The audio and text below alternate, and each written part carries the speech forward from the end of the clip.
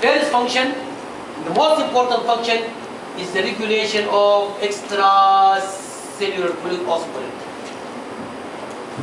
المقصد الأساسي من الكلام تعرف the physiologic background behind administration of intravenous fluids in hospital. هذا الموضوع. بس عشان تعرف تتعامل مع الدكتور. Then we come to the second function. In extracellular fluid volume. ليه تفتكر قدمنا الأوسموليتي على الفوليوم؟ ورينا الآن مش كده؟ الفوليوم معتمد على هنا شنو ها؟ معتمد على الأوسموليتي.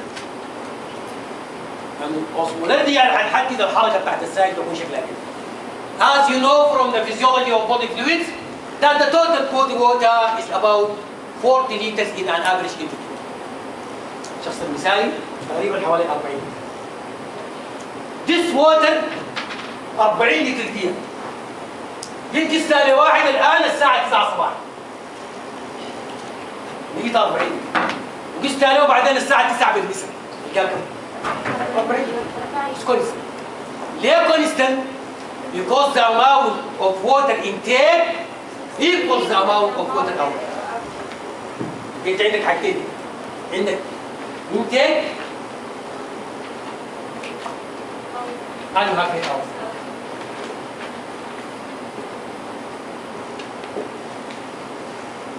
The main way by which you gain water is actually drinking. Gain water also from food, and you gain water also from metabolism. سمعنا metabolism. هتلاحظ ان الكميه بتاعت المويه اللي موجوده في الطعام مور ولا ثابته. يعني المشاكل اللي هم كليله في البيت عملت مثلا اي طعام في البيت، الكميه بتاعت المويه اللي بتخدها اليوم هنا حتخدها بكره ما في بالك. والمويه الطالعه من الميتابوليزم كذلك برضه هنا شو ثابته. لكن اللي ممكن تتغير في خلال اليوم عباره عن شنو؟ المويه اللي انت تشربها. ممكن تشرب كثير جدا جدا، ممكن تشرب قليل جدا. لما تجي للاوتبوت طلع الووتر مينلي باي ميزوفيليا، ده المصدر الاساسي اللي تطلع المويه. The normal individual under normal conditions passes around about 1 to 1.5 liter of urine per day. هو للشخص الطبيعي حوالي لتر إلى لتر ونص. اوكي؟ الحاجة الثانية الأسلوب. لكن في الشخص الطبيعي المويه اللي موجودة في الأسلوب is more or less constant، إلا إذا كان عنده دهنية دي ما حاجة طبيعية. لكن the stool of normal consistency is actually having more or less constant volume of water. ممكن تفقد المويه في اثناء التنفس. The evaporation of water from the respiratory tract. تطلع المويه عن طريق التبخر عشان تتحول الى بخار عاوزه حراره، هتجيب الحراره من وين؟ من الجسم. لكن التنفس وسيله من الوسائل اللي انت بتتخلص بها من من الحراره. في علاقه وثيقه جدا جدا ما بين الريسبيريشن وما بين العمليه بتاعت تنظيم بتاع الحراره، لذلك حتى الحق تبارك وتعالى وصف النار باوصاف الريسبيريشن الشهيق والزفير. لان في علاقه وثيقه جدا عندها شهيق وعندها زفير وهكذا، تمام؟ دي بنسميها evaporation of water from the respiratory. ممكن تكون هي الوسيله الاساسيه زي الكلب مثلا. الكلب ما عنده يسوي كلاس. كلاب تعرف كيف؟ ما عنده هنا شو ما عنده سويت جلانس. ما عنده سويت جلانس، ما عنده غدد عرقية. يعتمد اعتماد اساسي على هنا شو من الايفابوريشن من الاسبيرتوري.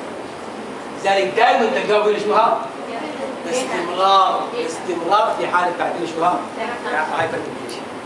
مثلا هو مثل الكلبي تعمل عليه يلهث او تترك يلهث، ذلك مثل القوم الذين كذبوا باياتنا تخصص القصف العالي وتفضلون في صوره العرب.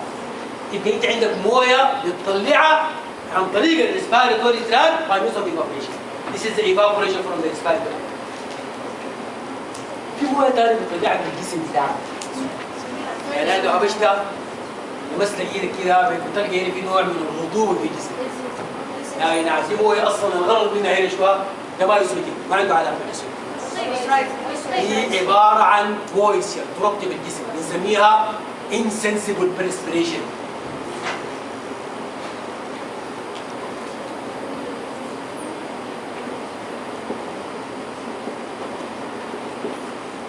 insensible perspiration. نعمل خط كده ونكتب اللي بعدها.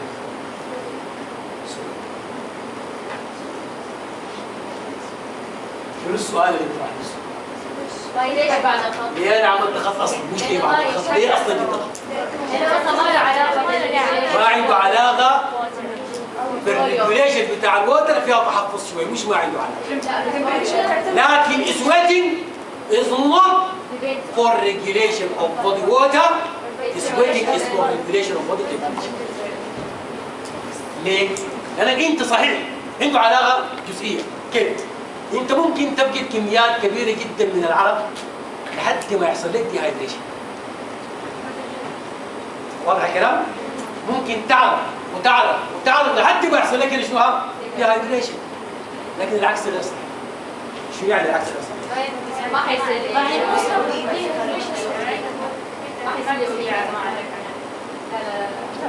هذا مرة خلاص. هيجاوب السؤال قول لي بعد. مرة ثانية. اسمعوا يا اخوات مرة ثانية. لما يصير انت شرط انه يكون مسود. ممكن جدا with profuse sweating عرق شديد جدا، عرق شديد جدا جدا لحد ما يحصل لك ديهايدريشن. وين اكثر لحظة يعرف فيها الانسان؟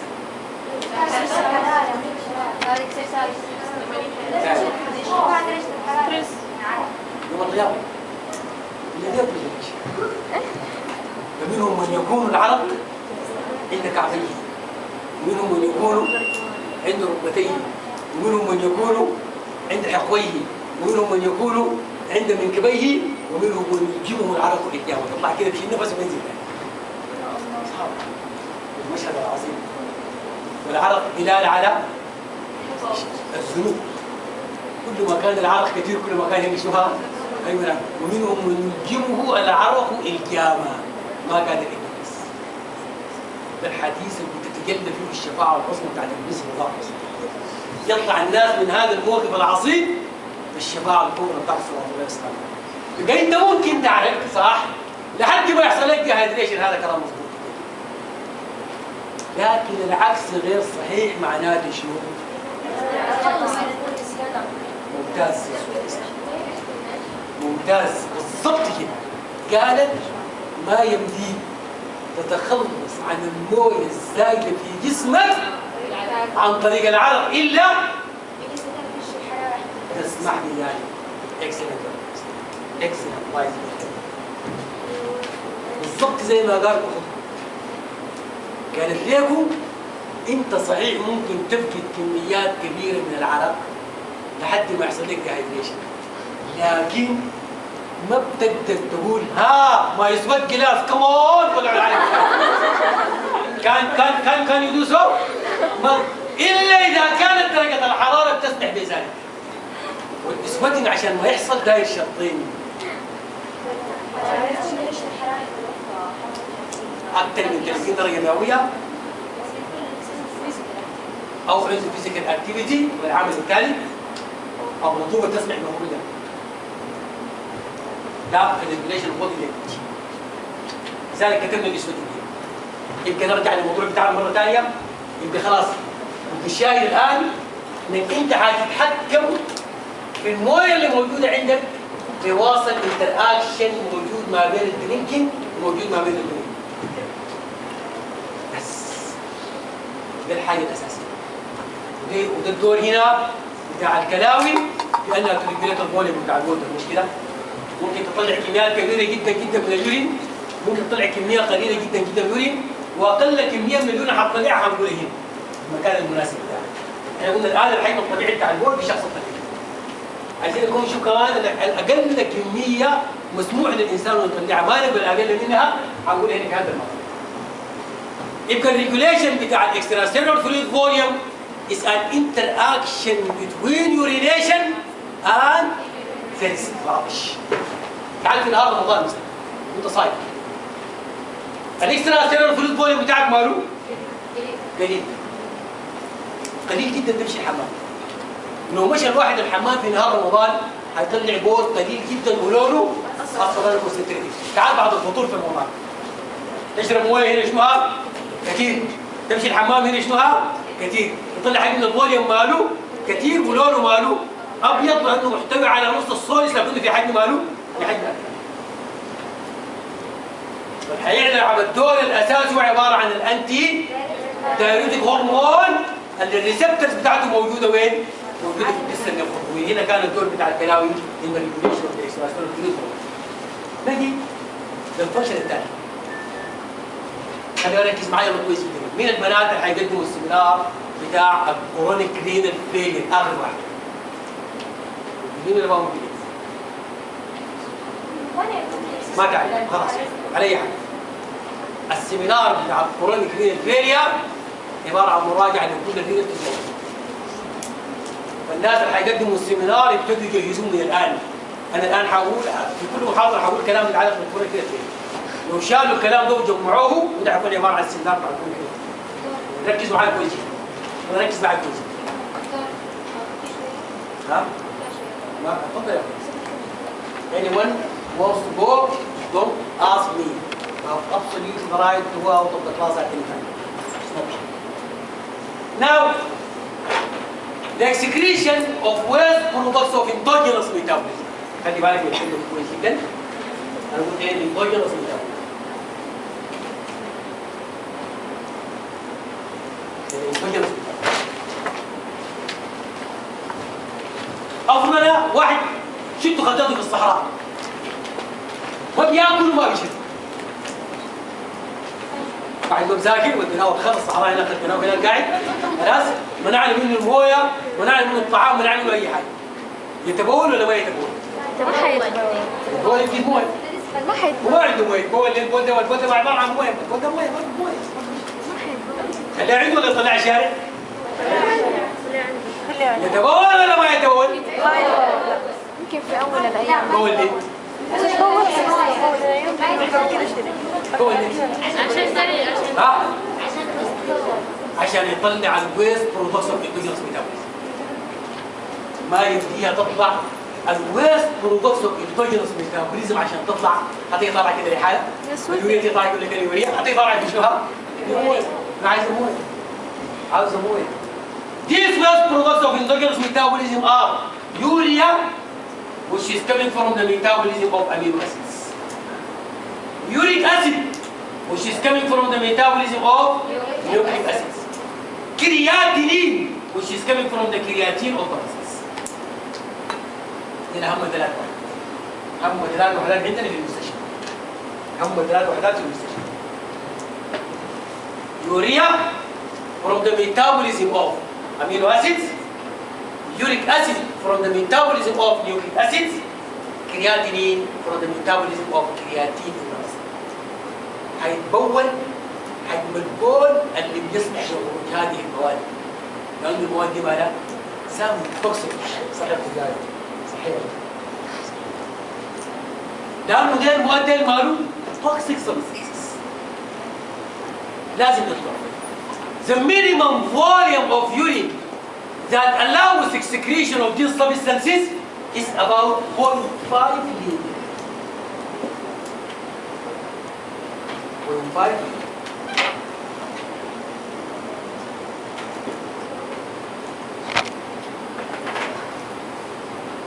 minimum volume is about 0.5 liters. بيسموه في الفيزيولوجي obligatory urine volume.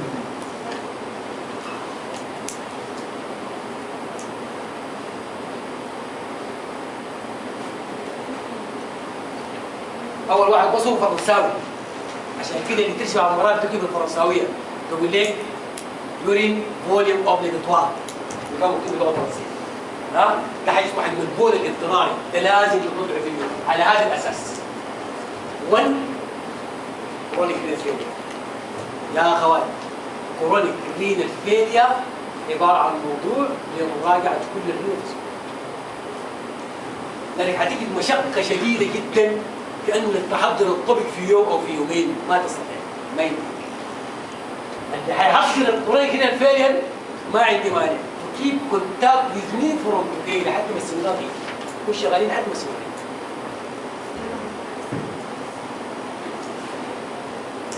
واحدة في العلامات اللي بنعرف بها الكورونيك رينال فيلير that the patient passes less than 500 ml of fluid. جاب مريض بيطلع اقل من 500 مللي بتاع البول في اليوم، you have to investigate for the possibility of renal.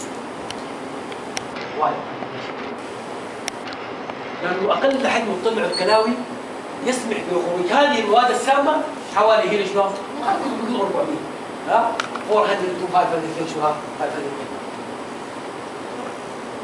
then على هذا الأساس لما تطلع التوكسيك سبستانسز دي then the concentration of this substance in the plasma will be within normal. مش كده؟ أنا كنت قاعد أطلعه مش كده حصل ولا ما حصل؟ فذلك اليوريا the normal concentration is about 10 to 15 milligram per deciliter.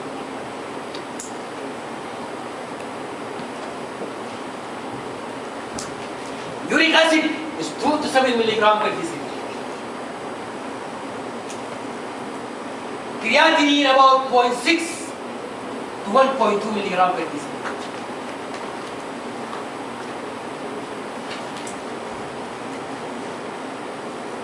That is why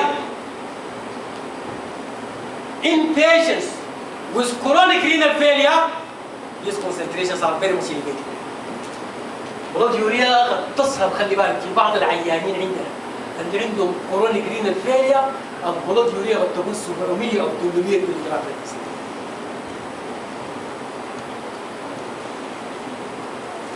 صحيح شكلها كده. تفضل يا اخوي الاسلام. افتح شويه برا. ممكن تصل لحد هنا شنوها 700 او 800 ملي جرام في الجسم. تجي هناك اليوريك اسيد تلقاه اجين هنا شنوها؟ اجين فيري هاي. كرياتينين اجين will be very high. يبقى واحد او من الاشياء الاساسيه اللي بنعرف بها الكرونيك رينال فيلير is the high concentration of proteinuria, the high concentration of creatinine and the high concentration of uric acid. وقلنا كمان في الاول بيكون عندهم هنا شنوها؟ في بعض منهم ما كلهم. الفوليوم بتاع اليوريا عندهم بيكون معروف بيكون less than 500 ml. This is the excretion of waste products of endogenous metabolism. انت لازم انت تباس the volume of urine that allows you to get rid of waste products of endogenous metabolism. تشبه جدا اللي بعدها excretion of waste products of exogenous chemicals or exogenous substances. اخذت دواء مثلا اخذت لك دواء اي كان دواء. اي دواء تاخذه يحصل له ميتابوليزم and this metabolism is associated with production of toxic substances. والtoxic substances دي لازم الكلام يحصل لها هنا شنو؟ يتخلص منها. ذلك على هذا الاساس if the patient is having renal failure حتجد مشقه في انك تكتب له اي دواء. لذلك you have to be very cautious when prescribing to patients with chronic renal failure. ليه؟ لأن البول هو عبارة عن المصدر الأساسي اللي بيتخلط به الجسم من هنا شو هذا؟ من التوكسيك سبستانسز دي. ولو كان الكلاوي بتاعته ما شغالة معناته التوكسيك سبستانسز دي حتكون هنا شو هذا؟ تعمل له مشاكل. لذلك لازم تبيدل. حتى بعض الناس بيقولوا البريسكريبشن لازم يكتبه واحد بتاع نعم لازم هو واحد متخصص بعد الولي العياده اللي عنده شو هذا؟ لازم هو واحد متخصص كهرباء الكلام. لأنه ممكن الدول اللي تبيع مشروعها تعمل مشاكل شديدة، لأنه المصدر الأساسي للتخلص من هذه التوكسيك سبستانسز عبارة عن اليورين ولا عنده مشكلة ماشي بعد الكيمياء. This is here in the excretion of the waste products of exogenous chemicals. نجي للخامسة. الخامسة حنتكلم عنها في 4 ساعات إن شاء الله في آخر الأسبوع. هي عبارة عن أسيد ديسبالانس. لكن اللي أبغى أقوله الآن هنا that the kidney is very important actually for regulation of acid base balance or in other words in the regulation of hydrogen ion concentration. الكلاوي تلعب دور كبير جدا جدا في الاسيد بيز. ما هتكلم في تفاصيل كثيره في الموضوع لانه بقول عندنا 4 ساعات لقدام ان شاء الله. لكن at the moment that the normal concentration of hydrogen in the arterial blood is about 44 to 36 nano mole per liter. حاجه قليله جدا.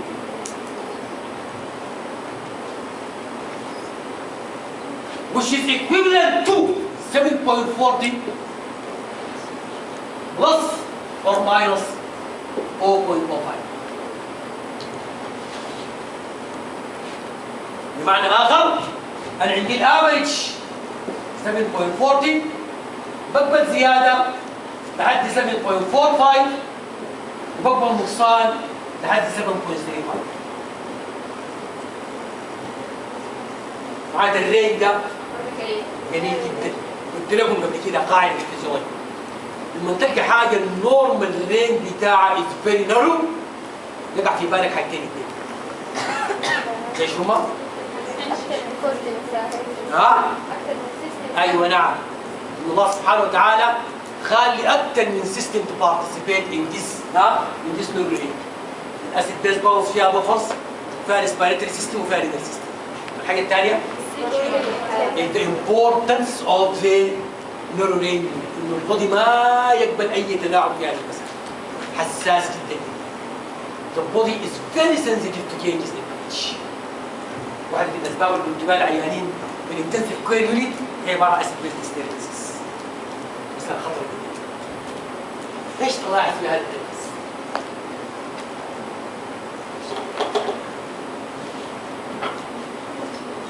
ملاحظة.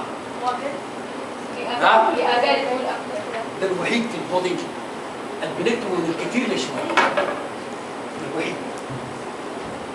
الكونسنتريشن الوحيد في البودي عندنا في الفيزيولوجي اللي بنكتبه من الاكثر لشوي. لكن هو ما من الاكثر لشوي. من الشوية للكثير.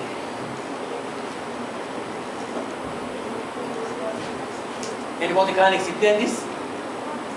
this شوية.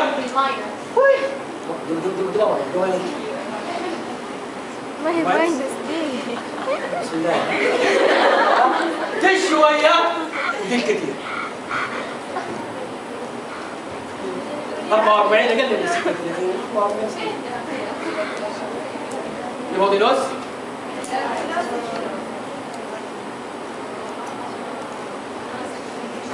أول سيمينار اللي قدمتوه كان فيه حاجة في الأسيد بس.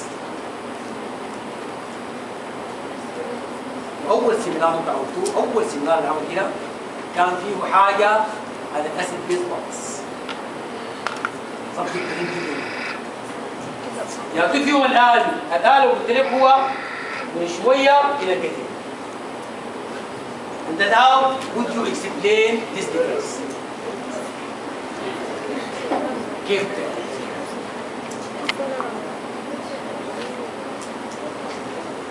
الزيادة في التركيز بتاع الهايدروجين ايون كونسنتريشن اسيدوزيس ولا الكالوسيس؟ نقصان ولا زيادة في البي اتش؟ والنقصان بتاع الهايدروجين ايون كونسنتريشن اسيدوزيس ولا الكالوسيس؟ زيادة ولا نقصان في البي اتش؟ يبقى هو النقصان ده زيادة ما في مشكلة. بس عبرنا عنها عن طريق هنا شو ها؟ الهايدروجين ايون كونسنتريشن. والاحوجنا انك تبدا بهذه الطريقة نانومول معناه شنو؟ معناها 1 على 10 أس 9 من المول. لو عايزين نكتب المول هنكتب لك صفر هنا 6 أصفار وبعدين 9 أصفار وبعدين نعمل العلامة وقمنا جبنا اللوغاريزم ماينس اللوغاريزم بتاعها عبرنا عنه الاتش. لأنه كنا هنكتب في الكتاب كده 44 نكتب كده كده ها كيف؟ كم صغير بعدين شغلانية طويلة كده فقمنا رحنا عملنا هنا شنو ها؟ قمنا شلنا ماينس اللوغاريزم بتاع الهايدروجين ايون كونسنتريشن وعبرنا له هنا شنو ها؟ عشان كده بقول لك regulation of acid base balance or hydrogen ion concentration or hydrogen ion homeostasis. اوكي؟ نتكلم عن شغله تفاصيل كده. نجي اكثر حاجه الان ممكن تاخذ مني وقت شويه الاندوكراين فانكشن. لكم بريك ولا؟ طيب. بس اول حاجه انا جيت اخر 10 دقائق نمره 1 كنت واين اثنين البريك بتاعي 5 دقائق. باقي 4. ما تصل دقيقة خذ باقي 4 دقائق. لا بعد 5 دقائق في بسرعة.